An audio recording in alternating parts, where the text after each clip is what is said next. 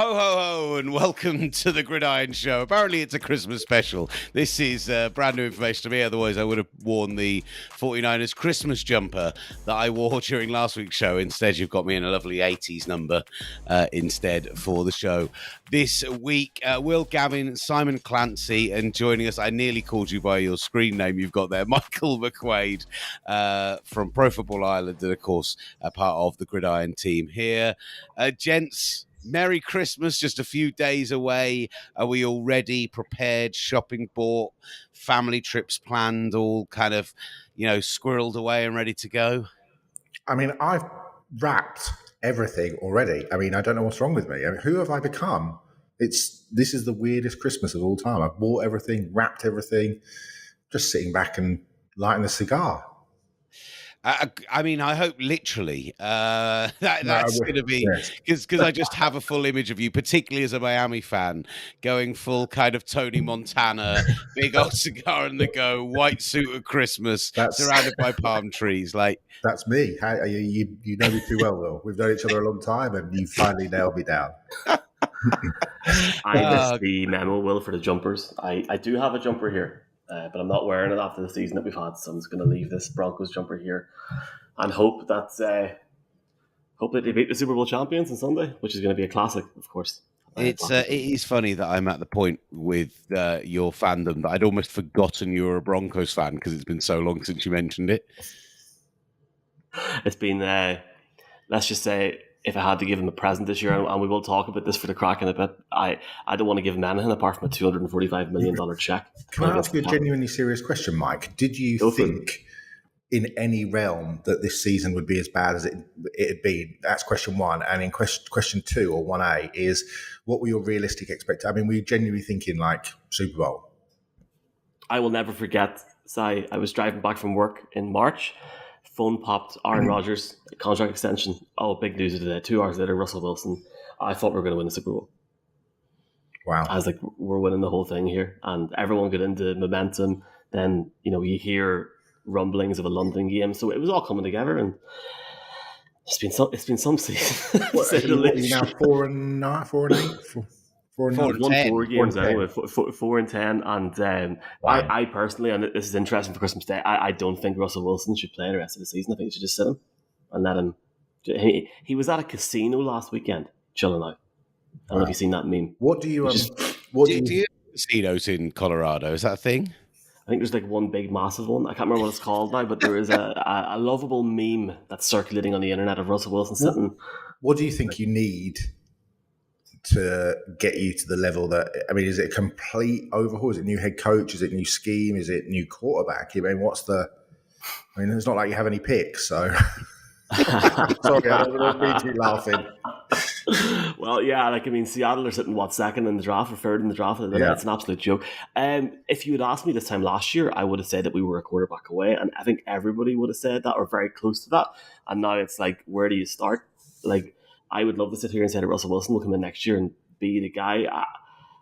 I don't think he will be. I think Hackett needs to go. I think Hackett will be the first lad gone in 2 weeks' time after week 18. And it starts from there. I mean, you've got a defense that's being wasted. I think you need another wide receiver. You need another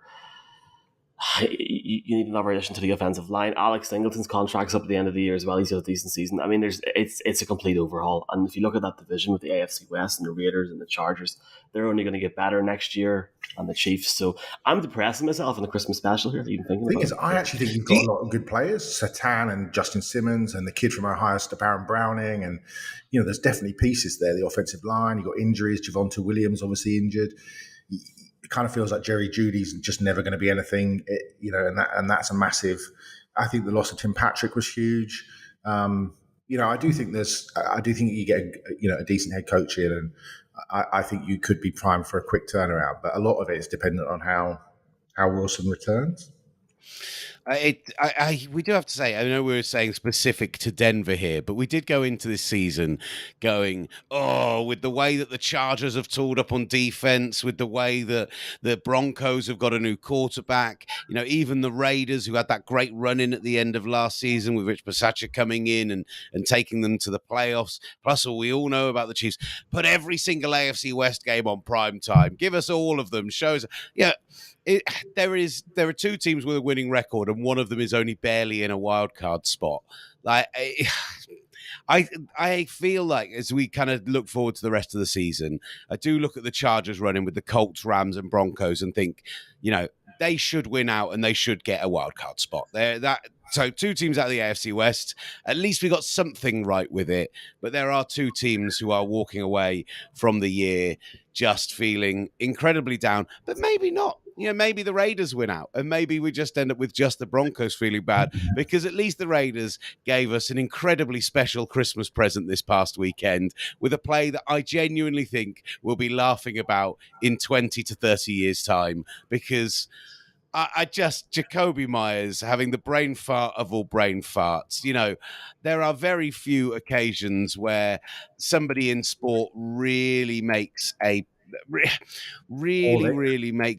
mistake that appalling that you just look at it and think, yeah, that's what your legacy is now. You could catch 2 touchdowns in a Super Bowl in 2 years' time, and people will still remember that you threw that pass to Chandler Jones to take it in for the game-winning touchdown when the game should have been going to overtime. Just sensational stuff. What I think is really great is that over the past 20 years or so, we've all had to bear witness to the Patriots, running roughshod over the rest of the NFL and Brady and Belichick and all that sort of thing.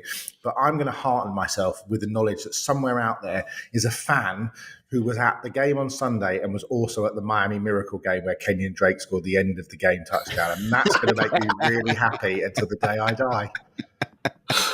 How about, it is J.R. Smith equivalent just of somebody just forgetting that the game is tied, and I love that afterwards he kind of admitted it was hero ball. And actually what was quite funny is Josh McDaniels, even in his post-game press conference, almost offended Belichick and kind of came in and said, like, he moved back into Patriots mode briefly by saying, there's no way that's what they were running. We could tell they weren't lining up to do some lateraling. We knew what they were doing. Chandler Jones, for a guy who all the Patriots fans said, this guy is obviously talented, but freelances too much, doesn't fit our defense, having a quiet kind of Hall of Fame level career with the number of sacks he's got, to have that moment against his former team as well. Well, basically, he's just sat back there knowing that the play's already dead and waiting to go to overtime. Suddenly sees the ball sailing across the field. And not only that, but he gets to just stiff arm Mac Jones into next season, and I just loved every moment. What was great was he told Peter King that actually he was watching what was happening, and then he said that the only person that was still open was Mac Jones. He just thought, I'm just going to go stand in front of him because you never know, and why wouldn't they throw it back to the quarterback after all? But it's not going to happen. And then he said, when I saw the ball in the air, it was like, he didn't say this verbatim, but essentially just like seeing a beach ball coming towards me. And then can we just talk about the Mac Jones tackle? Because I think that was almost that's what we're calling it. I think that was more egregious than the actual pass from Jacoby Myers in many respects. The pass is bad, but you still have the opportunity just to make the tackle because you're right there. But it was like watching a small baby trying to tackle giant haystacks. It was unbelievable. It was so bad. And actually, he has been so bad this season. And, I think you talk about offensive coordinators and Matt Patricia and Joe Judge and play calling, which has obviously been horrendous. But the Mac Jones regression has been astonishing, I genuinely think, Will, if you're on your deathbed and you have regrets, one regret that I will have in my life will be not seeing Bill Belichick's face on the camera in the minute that play happened. Hawk should have cut straight to him in the sideline. So saddening. But then they didn't have enough cameras, did they? I guess that's a whole different discussion. So there's a great shot of a photo of when Myers is just throwing the ball back and Matt Patricia's back behind him and he's shouting something at him, but he's like this going. It's very funny. Rich Eisen had a kind of if you can capture this, it's you win a prize. It is amazing that we're at the point that There are two things that stand out about Mike just made a gag about it, but the fact that catch was so clearly out of bounds and yet not overturned, and the fact there weren't enough camera angles to show it. I think two things. One, that is saddening that we then didn't get to see the Bill Belichick angle, and maybe that is something to do with not enough cameras in that incredibly modern stadium. But also that even 3 years into this Patriots gradual decline and collapse, there is still so little sympathy for that organization. No. I wonder if ever that will come back. Like if there's ever, because there are people now who turn around and say, Manchester United, I'd quite like them to get good again because at least, who says that? Oh, no, there are definitely neutrals. There are people like as a Liverpool fan, as neutrals who have no skin in the game, who want to see the league being more competitive, like the idea of Man United and Man City competing with Liverpool for a title. I'm still very much not in that camp as a neutral. And I think the Patriots, Bill Belichick will have to have retired by at least 5 years before I get on board with the Patriots being an underdog again. It can't be long for Belichick, I don't think. Realistically, does he want to be part of this rebuild? Robert Kraft is 82? At what point do what's Belichick, 70? This is not a quick. Yeah. This to me doesn't look like a quick fix. They've got pieces on defense, obviously Judon and Josh Uche and Carl Duggar, but Jonathan Jones is a free agent. He's 31 anyway, or 29 anyway. So, and offensively, they look a mile away. Obviously, the running game is good. The offensive line's okay, but the receiving core, they spent all those money on the tight ends, and they've been a complete letdown. Johnny Smith and Hunter Henry. The quarterback just looks, absolutely bottom tier in terms of bottom third of the league. So it'll be interesting to see what the long-term decision is and whether or not Belichick decides to walk at the end of this season or, it would be, I think it'll be fascinating to see what happens in New England. Do you think, I can't imagine him going that quick. I think there's going to be a big coaching overhaul, but I'm not buying that he's going to go out the door. Do you think that he realistically looks at that roster, Mike, and thinks, we can turn this around in 2 seasons? I think, how many wins is he off the record? I know I'm not saying he's going to get the wins with the team that he currently, or the roster that he currently has. I remember having this conversation a few months ago. I think he'll go for a couple more years, and I think he may be at the point now where he's just sort of turning up and doing it. The whole Mac Jones thing, to hear what people had to say about him last year and to see not just the way he plays this season, but also his attitude, I think that's the most concerning thing for me. The lad is shouting and screaming like a baby on the sideline and on the field, and it's just annoying. I don't know. I don't think this will be the last season for Belichick, but I think we are definitely coming to the end. He's still 31 wins off the record, right? Shula on 328, Hallis on 318, Belichick on 297. Realistically, with this team, he needs to play for 4 more seasons, at least 3, but probably 4 more seasons if he's going to catch that record. I'm not buying it, I'm afraid. They've definitely got pieces, talk about them on defense, especially, Jack Jones. They had a really good rookie class, Jack Jones, Marcus Jones. The loss of Christian Barmore has been huge, the defensive tackle with injury. So there's definitely pieces there, but I don't know. I just wonder how much it could be. Obviously, he isn't mailing it in, but it has felt slightly weird this season, not just some of the situational football issues, but the coaching decisions and the sort of the mentality of just sticking your head in the sand and just expecting everything to get better when patently it's not getting better, and the play calling has been so bad, but they're not doing anything about it. And historically, he would have been the first to take over play calling or to change things up or to move people around or those sorts of things, but it hasn't happened. That's part of the reason why I just feel like, does he care anymore? Of course he cares, but does he have it in him to really push back and think that he can win something else and win another Super Bowl? Because to me, I don't think that's a Super Bowl caliber team in the next couple of seasons. And at that point, you're getting towards 75, and what's the point? Yeah, look, I didn't expect to talk about the Patriots for as long as this on what's meant to be a Christmas special, but I guess reveling in this is joy. All year long, talking about the Patriots suffering. This is the bauble on the tree. Oh, God. This first question that's been put in here by Michael is the cheesiest thing that anyone's ever put into a running order, but I'll ask it anyway. Let's go round the horn. I feel like you've maybe already answered this for the Denver Broncos, Michael, but if Santa could give you one gift this year for your team, what would it be? I'll do my team and I'll do another team. I have sort of answered it, but I'll give a different spin. They announced last week about this $100 million stadium renovation.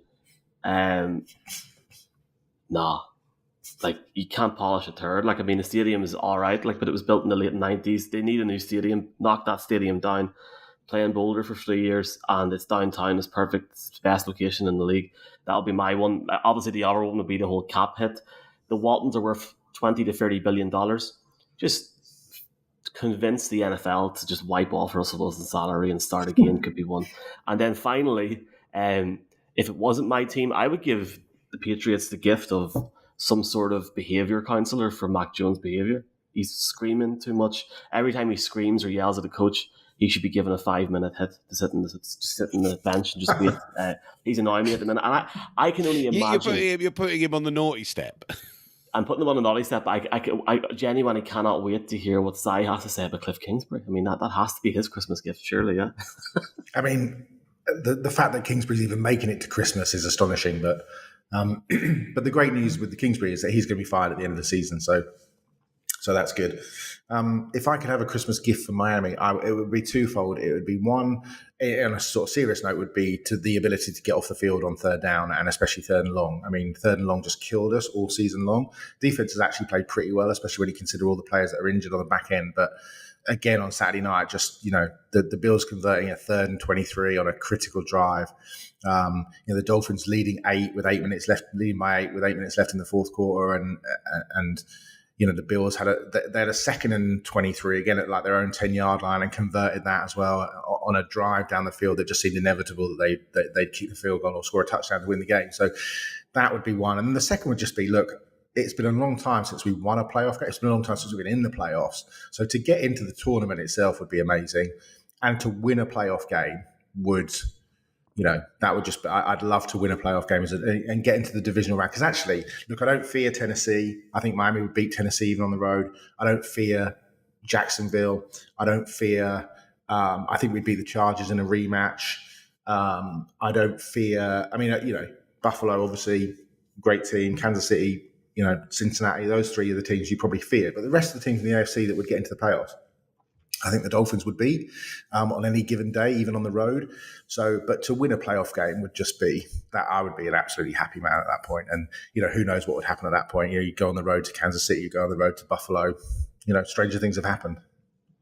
We, of course, already have the Bills and the Chiefs in the playoffs, and we've got 3 of our 4 division winners in the NFC already in the Eagles, Vikings, 49ers. Cowboys got in this past weekend. The AFC race, as we expected, is the one that's going to be more intriguing, although those in the hunt NFC wildcard teams, it could get pretty ugly. I'm really hopeful for a resurgent Lions to get in there. I think that would be really good fun.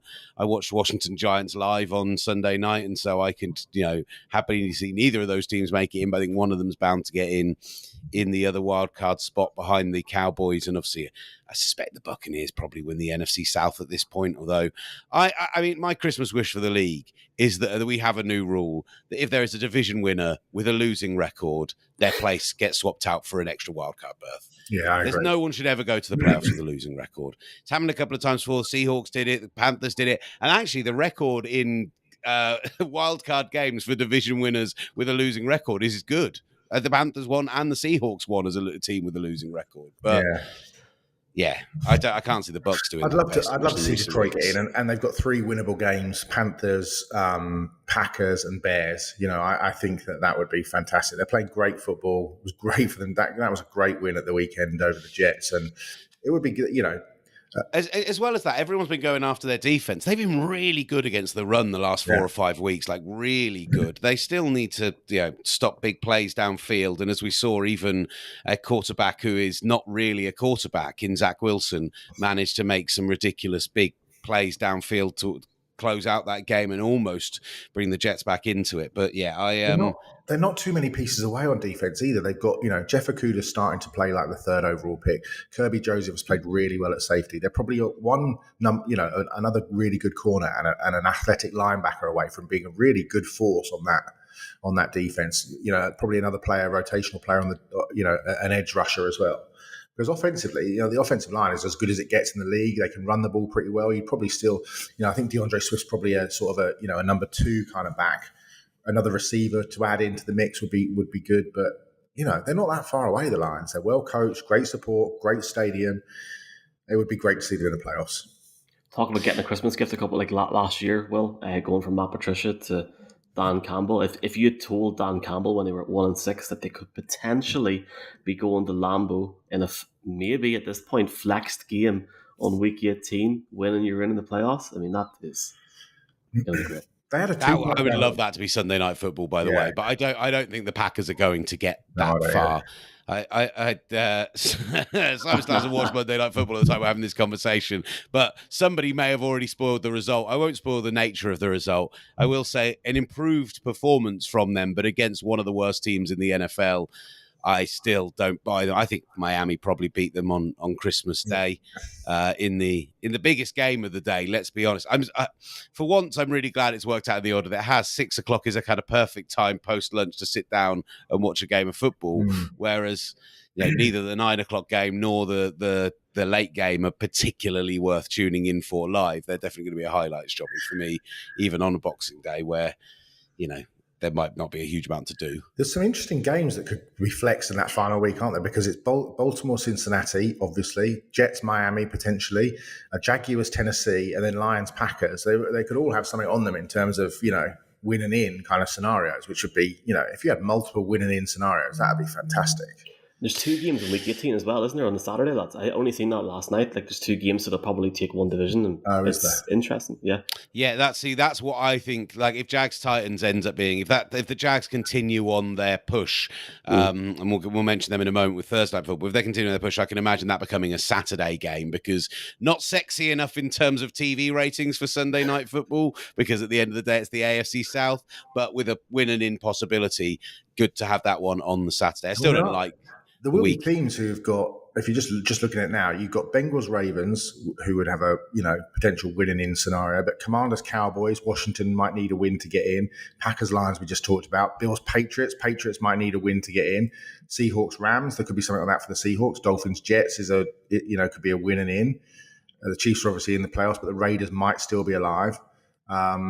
Eagles, Giants might have something to play for in that game. Broncos, Chargers have something to play for in that game. Jaguars, Titans obviously could be winning in as well. And even the Saints, Panthers could be, if the Buccaneers struggle, the Saints, Panthers could be winning in to win the division. It could be an amazing final weekend. I didn't do a 49ers Christmas gift. In the spirit of Christmas, I guess I can't really ask for a Jalen Hurts minor injury that would see him knocked out of the whole of January, can I?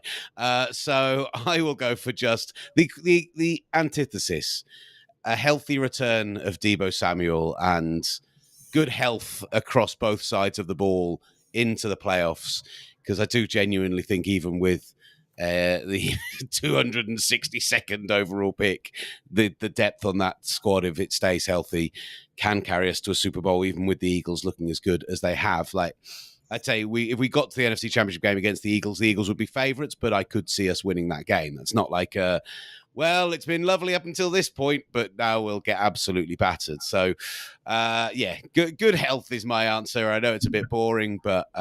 For a man who said that this was the cheesiest section of the history of the podcast, you essentially chose the world peace version of... Oh my god, man! Can I just put in a record here, though?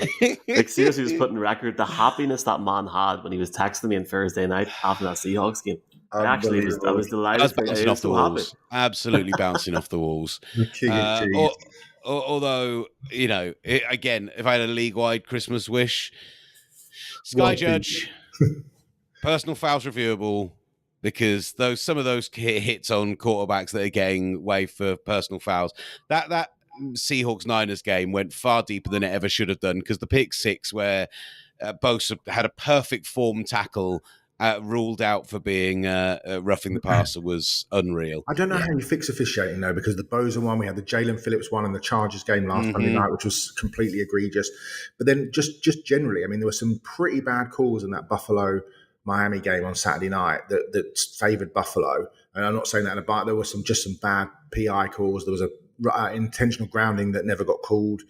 And then you look at the Washington Giants game. I mean, the two. I mean, the Giants really got away with one, or got away with actually quite a few. And Ron Rivera was really annoyed on a number of occasions. But the two most egregious ones literally came on the fourth last play of the game and the last play of the game, when Brian Robinson scores the touchdown and Terry McLaurin is called for not being on the line of scrimmage, but then literally looks and points to the side judge as if to say, am I okay? And the side judge literally gives him the thumbs up to say, yep, you're okay. So they run the play. McLaurin is called for not being on the line of scrimmage. The side judge literally gives him the signal to say, yeah, you're fine. I mean, that in itself is ridiculous. And then how that pass interference is not called on, in the end zone on the DB on Curtis Samuel is just astonishing. And then even last night in the first quarter of the Packers-Rams game, which was the only quarter I saw, Jalen Ramsey, I mean, has 3 bites of the cherry in terms of trying to, it was defensive pass interference, it was holding, and it was mugging, I mean, pretty much, and nothing was called. And you just think, I just don't know how you fix these mistakes, because and look, I don't think anybody's saying it's easy to be a referee or an umpire in the NFL. I mean, you're making incredibly quick decisions based on stuff that flashes in front of your face in a split second. The sort of the motor processing that must happen even to see whether catches were catches, let alone holding, or all of those sorts of things must be really difficult, especially the angles that you're sat at. It's fine for us to sit and watch 6 high definition replays and go, oh yeah, I think that probably is a penalty, and but even so, I just don't know how you fix it or make it better. I bang on the point, and I will keep banging on the point until it comes in. I watched how the XFL and the AAF brought in Sky Judge and made it work so incredibly well. And this idea it's going to take some kind of power out of the hands of the officiating crews, and that's a bad thing when they'll just be a member of the officiating crew and you make them a part of the team, and you just have them we get replays so quickly in the NFL. And I remember listening to Mark Sanchez recently talking about the replays that they get when they're watching the plays back in the broadcast booth. And he was saying, not only do we have multiple angles from the off, we're not just seeing the broadcast angle, but what they do is when they go to the replay, what he's seeing in the booth is he's seeing them literally rewinding it. And so he says, I see the play from 2 angles. I then see it backwards. I then see it forwards again with everyone else when it gets replayed. And I just think that is enough time for somebody to go, oh, no, you've got that one wrong. Pick up that flag. Reverse it, and just they're worried that it's going to be some kind of all-powerful deity. Well, guess what? If they've managed to see it 4 times, they know better than the person who saw it in real time in a bang situation. So, yeah, this week was bad for it. Last week there were obviously a couple that were just absolutely horrendous. The Jalen Phillips one you mentioned was just disgraceful, and so yeah, that'd be something that would be pretty massive. From my perspective, let's move on and start looking forward to next week. Let's talk Thursday Night Football, first of all, because after another win for the Jacksonville Jaguars on this resurgent return to form, and a big one over the Dallas Cowboys as well, coming back down from a decent way behind against a New York Jets side who right now sat at 7-7, having been 6-2 at one point this season. I think they've gone. That's right. I think they've gone 2-5 over their last 7 games. Now, I kind of the Jaguars with a proper legitimate opportunity to get themselves into not just playoff contention in general, to get themselves a game off the top place in the AFC South. Yeah, I think it'll be fascinating, Mike, don't you? I mean, a resurgent Jaguars team. This is we talk about teams getting hot at the right time. This Jaguars team behind a quarterback who's now, clearly reaching the levels that everybody expected him to do. A good defense, opportunistic defense, and they're getting healthy, Mike, aren't they? At the right time, especially on offense.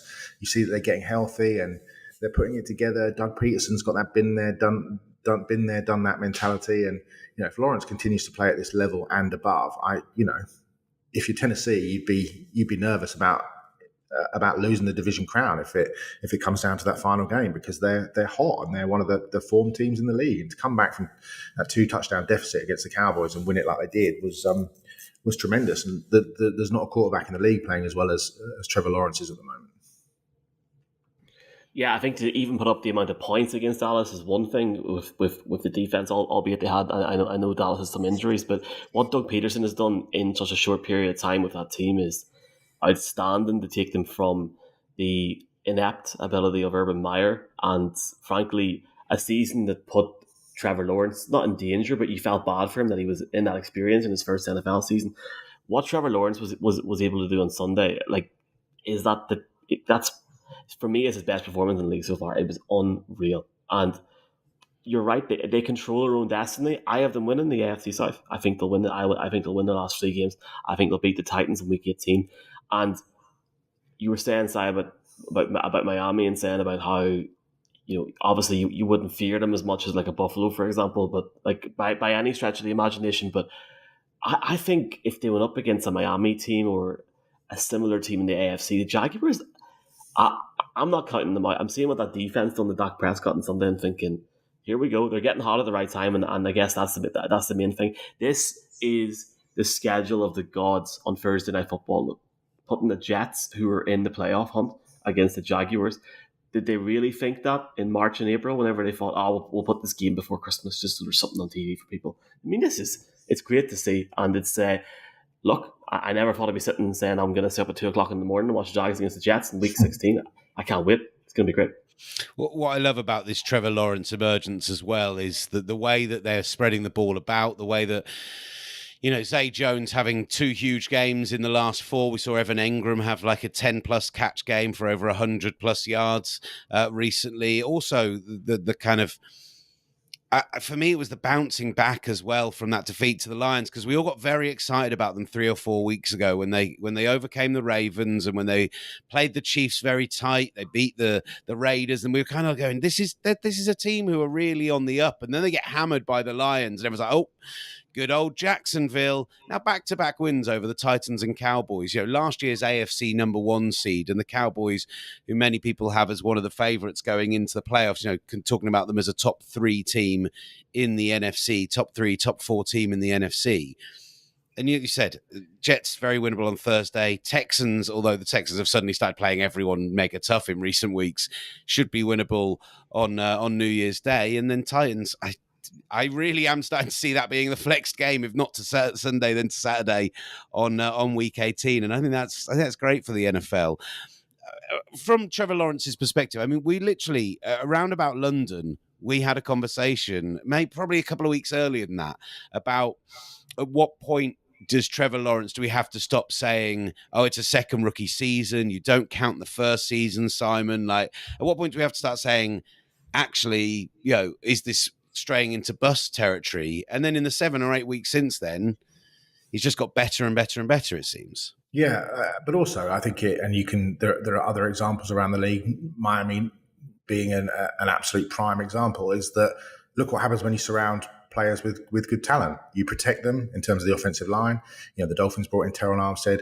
The Jaguars have certainly increased the talent on the offensive line, whether it's through the draft or through free agency, and then have added pieces at receiver and at running back. Travis Etienne coming back healthy, obviously he wasn't an addition per se, but the Dolphins have added Jeff Wilson and Raheem Mostert, Tyreek Hill at wide receiver, Cedric Wilson, Trent Sherfield, River Craycraft, and the Jaguars have done the same. They've just loaded up with talent and allowed Trevor Lawrence to flourish and given him a coach that trusts him, believes in him, has worked with quarterbacks. And, I just think that once you enable somebody to do that and you give them the tools to succeed, if they've got the talent, which they clearly have in Lawrence's case, they're going to flourish. And that's what we're seeing right now. And it's great for the league. It's just, I mean, if you have a team in the AFC that doesn't have a quarterback, you look around and you see, crikey, Herbert and Allen and Burrow and Tagovailoa and Lawrence and, all these guys that are in Mahomes, and, the AFC is absolutely loaded with quarterback talent. So if you're a team that doesn't have a quarterback, you're the Jets or the Patriots, sorry, then, Jets, please, you look at it and you're just like, Yeah. honestly, we did the maths on our radio show the other day during the show. I think that from two to 3 years away from saying that we thought that the NFL was in its best position for quarterbacks in many years, going into 2023, I think there are 14 teams out of 32 who know who their starting quarterback is in week one of next season. Like, so for the Jaguars to have actually landed one and a guy that looks as good as he does when, as we all know, drafting at the top end of the draft isn't that simple. Absolutely love it. Absolutely love that could emerge and push forwards. And yeah, realistically, what a player he is turning into. Let's turn our attention to the Christmas slate. We mentioned Christmas Day already. Dolphins, Packers at 6:00 looks great. Rams, Broncos. That is one where the antithesis of Thursday night football, they scheduled that for Christmas Day and went, oh, what a doozy. Russell Wilson going up against the Rams. It's the worst Christmas present of all time, isn't it? I mean, Cardinals Buccaneers isn't a lot sexier, let's be honest. No. The Cardinals are one of the worst teams in football right now. But you know when you eat turkey and it makes you really sleepy? I hope the sleep kicks in just at about that time. I'm going to be having double portions this year. Not that I don't do that normally, as you're probably aware, but Dolphins Packers at 6:00 looks like a really intriguing game. And actually on Christmas Eve, we've got across the course of that evening. So Ravens Falcons, with the Ravens stuttering and the Falcons still in with a chance of winning the division. Similarly with the Panthers playing against the Lions, who at this point up to 500 and pushing for a wild card berth. Chiefs Seahawks, with the Seahawks kind of floundering and desperately in need of a victory. You've got we got the Titans in action. You got the Patriots and Bengals going head to head, both of which with playoff implications there. And then going into the late window, I think 49ers Commanders looks like it could be a really great game of football. And then Cowboys Eagles, it just could be Cowboys Eagles without Jalen Hurts, unfortunately. Yeah, it's going to be interesting, isn't it? I do worry about teams that go into the playoffs and sort of rest a load of players and then have a week off, and then you're almost expecting them to reload. It's like teams don't often perform particularly well coming off the bye. And I wonder if you haven't played for 3-4 weeks, if you're Jalen Hurts. I mean, the Eagles do look as good as anybody in the league, but yeah, that's. I don't know what you think, Mike. Resting players. The flip side, obviously, is Hurts gets injured, especially the way he plays, gets injured and misses the playoffs. Then that's not ideal. But yeah, I think they're basically uncatchable at this point, right? I know they've already clinched the division, but with the Cowboys losing this past weekend, I mean, in theory, the Vikings can catch them, but have you watched the Vikings play football the last couple of weeks, Mike? So, they'd have to lose out, I think, to lose the grip on the number one seed. Yeah, it's more just the not playing and the physical nature and the muscle memory of just not being in the game and not taking hits, and whether or not 3-4 weeks out is a long time if you miss the last 2 games of the season, plus the first week off of being the number one seed, and then a month later you're back in action. That it's like that to me is a bit of a worry, but that's why I sitting in my kitchen in Manchester, and that's why Nick Sirianni's the head coach of the Philadelphia Eagles. It's funny though, because basically you've got this weekend, regardless who goes out of quarterback for the Eagles, if they win, they wrap up the NFC East and wrap up the number one seed, obviously in that sense. So for me, it's like, okay, you potentially have a month off here. And yeah, I fully agree. If you look at that Colts team years ago that had that time off and what happened then, I think it goes away from the whole Jalen Hurts thing. You've got multiple players there where it's like, well, do you put them on for a quarter, week 17, week 18? You'll have people saying, well, they train every day anyway. But I think you're spot on. You can't compare training each day or every other day to being in that atmosphere, being in that game time atmosphere. And I fully agree. We're talking there about the Jaguars, the Chargers, different teams that are not going to have a bye week if they get to the playoffs. They're going to be pumped, albeit a bit tired. They're going to be more fresh, arguably, in terms of game experience, if Jalen Hurts was to take 2 or 3 weeks. But how funny would it be on Saturday if Gardner Minshew went into Dallas and got the number one seed for Philly? I'd love it. Incredible. It would be good. Yeah, I'm looking forward to Christmas Day. It'll be good. That early game will be a good game. Something on it at home in Miami. Apparently, it's going to be cold in Miami. It's like 45 degrees or something. Is the sort of long-term forecast at the moment. I don't think it's going to be a warm game.